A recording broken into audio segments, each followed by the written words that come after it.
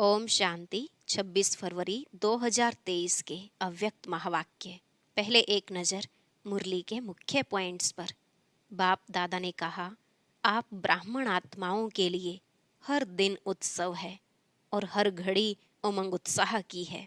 यह उमंग उत्साह ही तुम्हारी उड़ती कला के पंख हैं। तुम कभी दिल शिकस्त नहीं हो सकते। उत्साह तूफान को भी तोहफा बना देता है और पहाड़ को भी राई नहीं लेकिन रुई बना देता है। तो सदा नवजीवन के उत्साह में उड़ते चलो, क्योंकि आप ब्राह्मण ही सारे विश्व के आधार मूर्त हो। यही अविनाशी उमंग उत्साह सदा रहे कि कल्प पहले भी हम ही थे, अब भी हैं और अनेक बार हम ही बनेंगे। फिर बाबा ने कहा, आपकी श्रेष्ठ वृत्ति से ही विश्व का वातावरण परिवर्तन हो रहा है। आपकी पवित्र दृष्टि से विश्व की आत्माएं और प्रकृति दोनों पवित्र बन रहे हैं। तो विश्व की जिम्मेवारी का यह ताज पहना हुआ है ना। इस समय के ताजधारी ही भविष्य के ताजधारी बनते हैं। लास्ट में बाबा ने कहा, सदा स्मृति रहे कि आपकी दृष्टि से ही सृष्टि बदल रही है। आपके श्रेष्ठ कर्मों से श्रेष्ठाचारी दुनिया बन रही है। जो भी संबंध संपर्क में आए उसे वरदानी महादानी बन कोई न कोई शक्ति का, ज्ञान का या गुणों का दान देना ही है। अब सुनते हैं महावाक्यों को विस्तार से। मुरली का सार। नए वर्ष में सदा उमंग उत्साह में उड़ना और सर्व के प्रति महादानी वरदानी बन व्यर्थ को समाप्त करना। आज नव युग नई सृष्टि के रचता बाप दादा अपने नव युग के आधार मूर्त बच्चों को देख रहे हैं। बाप दादा के साथ साथ आप सभी बच्चे सदा सहयोगी हो, इसलिए आप ही आधार मूर्त हो। दुनिया के हिसाब से आज का दिन वर्ष का संगम है। पुराना वर्ष जा रहा है और नया वर्ष आ रहा है। यह है वर्ष का संगम दिन और आप बैठे हो बेहद के संगम युग पर। आप सभी नव वर्ष के साथ साथ नव युग की सभी को मुबारक देते हो। एक दिन की मुबारक नहीं, लेकिन नव युग के अनेक जन्मों की मुबारक देते हो। इस संगम पर अच्छी तरह से अनुभव करते हो कि इस समय हम ब्राह्मण आत्माओं की नई जीवन है। नई जीवन में आ गए हो ना। ब्राह्मणों का संसार ही नया है। अमृत वेले से देखो तो नई रीत नई प्रीत है। पुरानी दुनिया की दिनचर्या और नए जीवन ब्राह्मण जीवन की दिनचर्या में कितना अंतर है। सब नया हो गया। स्मृति नई, वृत्ति नई, दृष्टि नई, सब बदल गया ना। और नई जीवन कितनी प्यारी लगती है। वैसे भी नई चीज सबको प्यारी लगती है। पुरानी चीज छोड़ना चाहते हैं और नई चीज लेना चाहते हैं। तो इस समय का यह छोटा सा नया संसार है।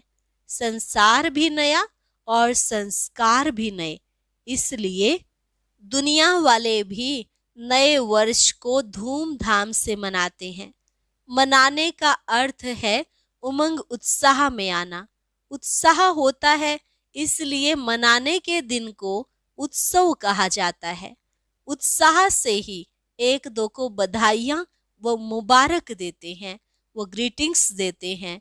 आप ब्राह्मण आत्माओं के लिए हर दिन उत्सव है। सदा उत्सव अर्थात उमंग उत्साह में रहते हो। यह उमंग उत्साह ही ब्राह्मण जीवन है। दुनिया की रीति प्रमाण विशेष दिन को मनाते हो।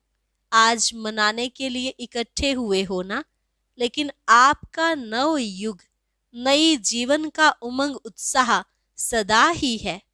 ऐसे नहीं कि 2 तारीख हो जाएगी तो उमंग उत्साह खलास हो जाएगा। 1 मास हो गया तो और खत्म हो जाएगा। हर दिन उमंग उत्साह बढ़ता जाता है, कम नहीं होता। ऐसे है ना कि अपने अपने स्थान पर जाएंगे तो उत्साह खत्म हो जाएगा।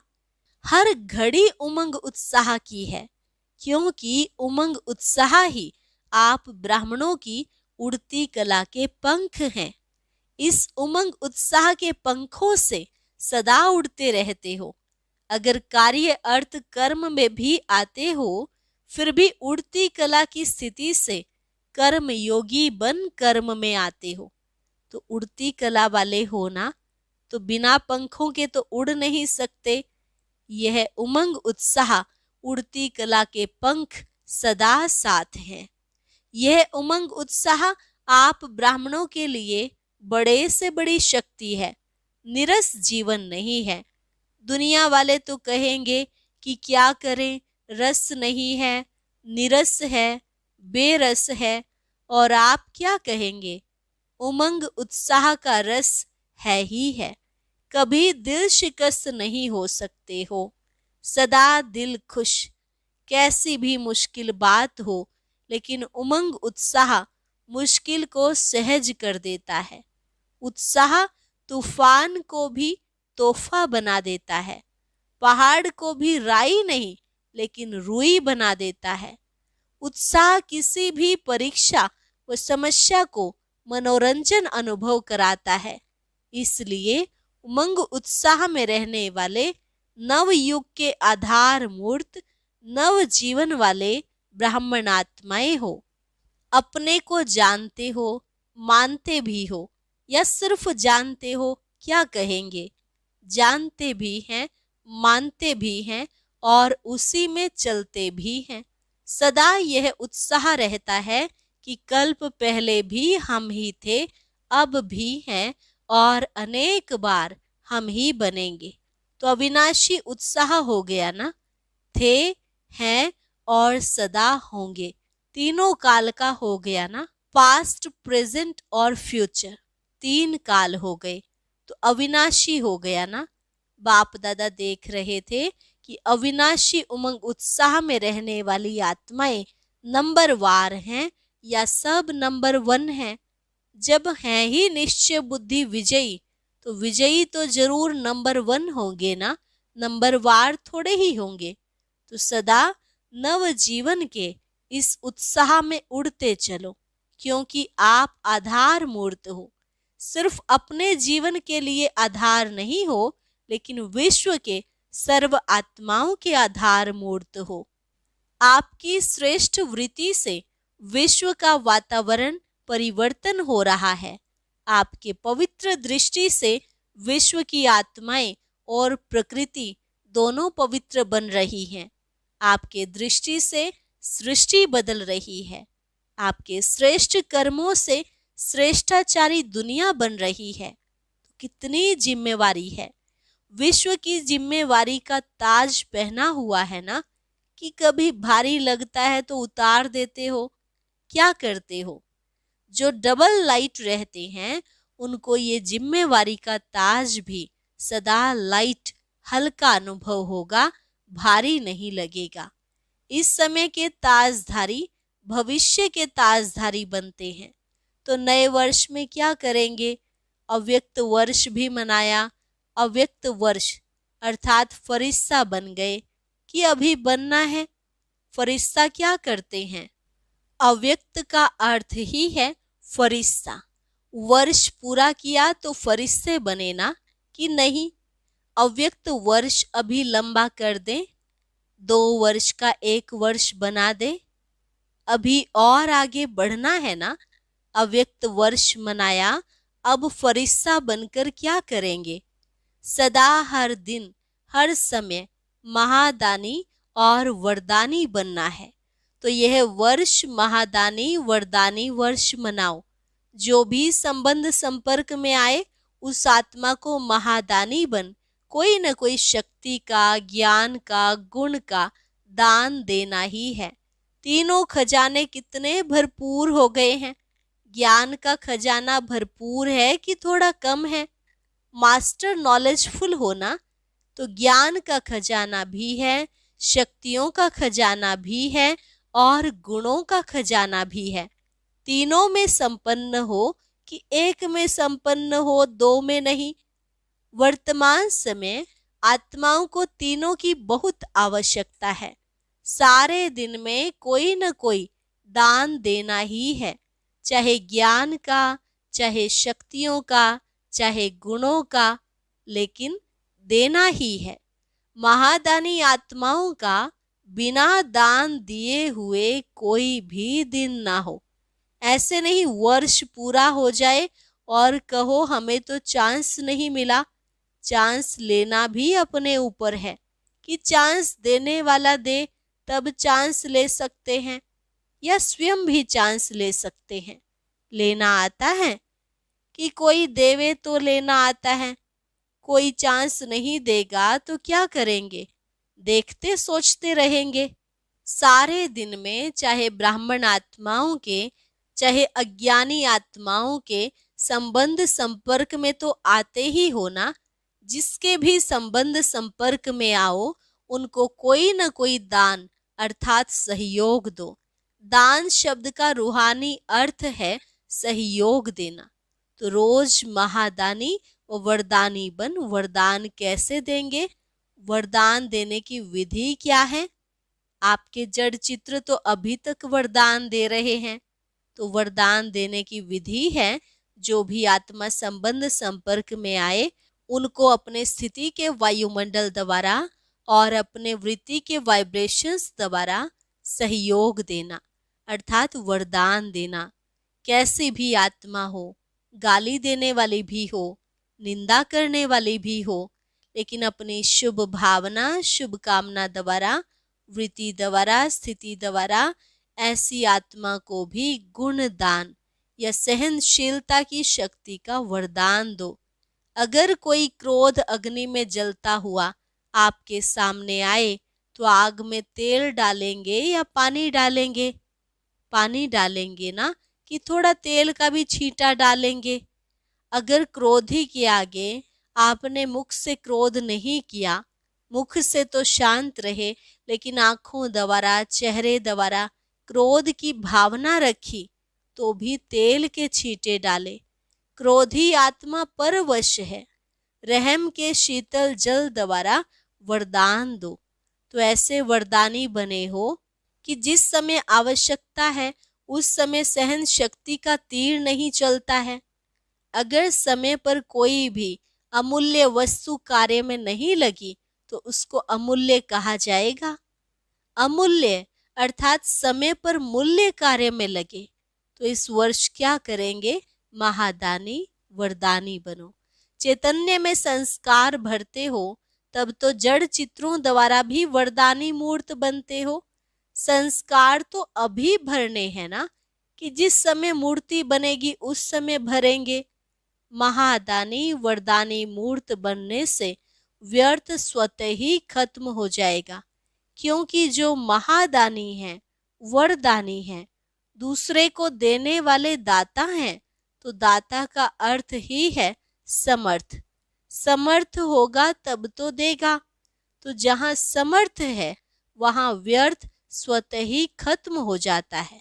समर्थ स्थिति है स्विच ऑन होना। जैसे स्थूल लाइट का स्विच ऑन करना अर्थात अंधकार को समाप्त करना, ऐसे समर्थ स्थिति अर्थात स्विच ऑन करना। तो स्विच ठीक है या कभी ठीक, कभी लूज हो जाता है या फ्यूज हो जाता है। ऑन करना तो आता है ना। आजकल तो छोटे छोटे बच्चे भी स्विच ऑन करने में होशियार होते हैं। टीवी का स्विच ऑन कर देते हैं ना। तो स्विच ऑन होने से एक एक व्यर्थ संकल्प को समाप्त करने की मेहनत से छूट जाएंगे। अव्यक्त फरिश्तों का यही श्रेष्ठ कार्य है। और क्या नवीनता करेंगे? अव्यक्त वर्ष में अपना चार्ट रखा था कि कभी रखा कभी नहीं रखा, कभी कभी वाले बने या सदा वाले बने, कभी कभी वाले ज्यादा हैं। इस नए वर्ष में नया चार्ट रखना। क्या नया चार्ट रखेंगे? 4 सब्जेक्ट को तो अच्छी तरह से जानते हो, तो इस वर्ष का यही चार्ट रखना है कि चारों ही सब्जेक्ट में, चाहे ज्ञान में, चाहे योग में, धारणा में, सेवा में, हर सब्जेक्ट में हर रोज कोई न कोई नवीनता लानी है। ज्ञान अर्थात समझदार बनना, समझ देना और समझदार बन चलना।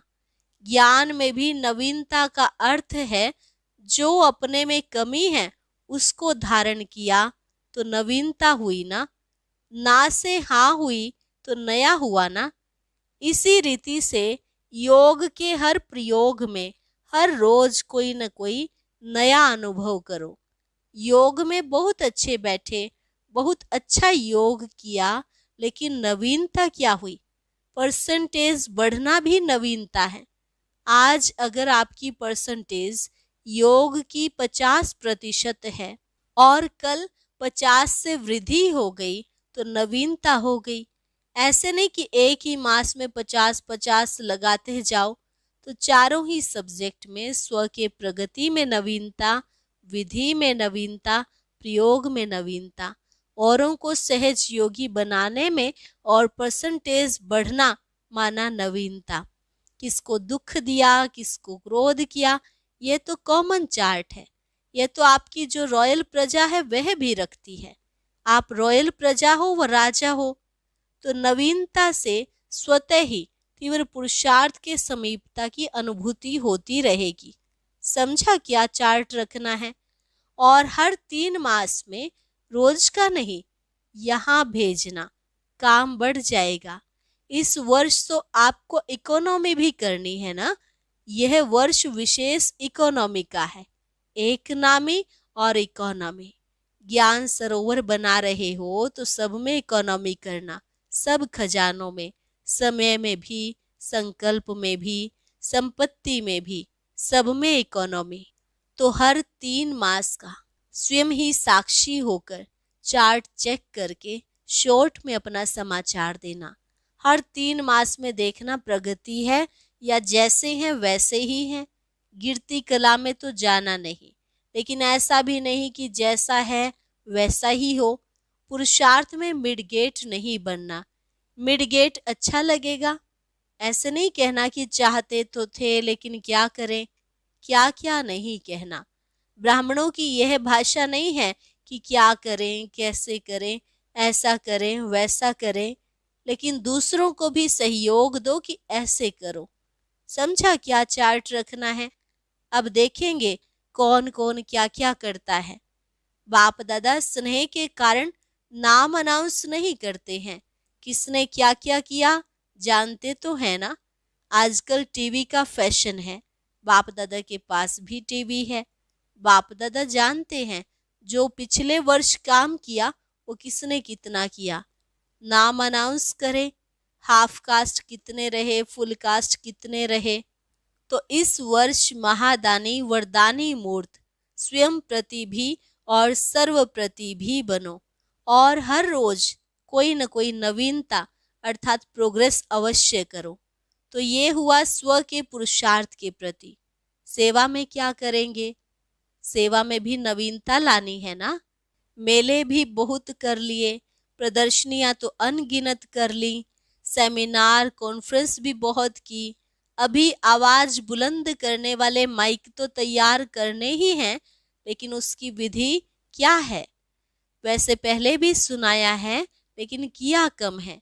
सेवा की रिजल्ट में देखा गया है कि बड़े निमित्त आत्माओं को समीप लाने के पहले, चाहे कोई नेता है, चाहे कोई बड़े इंडस्ट्रियलिस्ट हैं, चाहे कोई बड़े ऑफिसर हैं, लेकिन उन्हों को समीप लाने का साधन है उन्हों के सेक्रेटरी को अच्छी तरह से समीप लाओ। आप लोग बड़ों के ऊपर टाइम देते हो, वो अच्छा अच्छा कहकर फिर सो जाते हैं। उन्हों को फिर जगाने के लिए इतना टाइम तो मिलता नहीं, ना वो देते हैं ना आप जा सकते हो। इसलिए सेक्रेटरी जो होते हैं वो बदलते भी नहीं हैं। बड़े तो सब बदल भी जाते हैं। आज एक मिनिस्टर की सेवा करते हो और कल वो प्रजा बन जाता है। सेक्रेटरी काफी सहयोगी बन सकते हैं। किसी भी वर्ग की सेवा में इस वर्ष विशेष सेक्रेटरी, मैनेजर्स या प्राइवेट असिस्टेंट जो भी शक्तिशाली हो, बड़ों के समीप हो, उन आत्माओं की सेवा विशेष करो। दूसरी बात, पहले भी इशारा दिया है कि वर्तमान समय कम खर्चा और नाम वाला। उसकी विधि है कि जो भी छोटी या बड़ी संस्थाएं हैं, एसोसिएशंस हैं, उन्हों से संबंध संपर्क रखो। बनी बनाई स्टेज पर नाम बाला करो। कम खर्चा, नाम बाला करते हो, लेकिन और तीव्र गति से।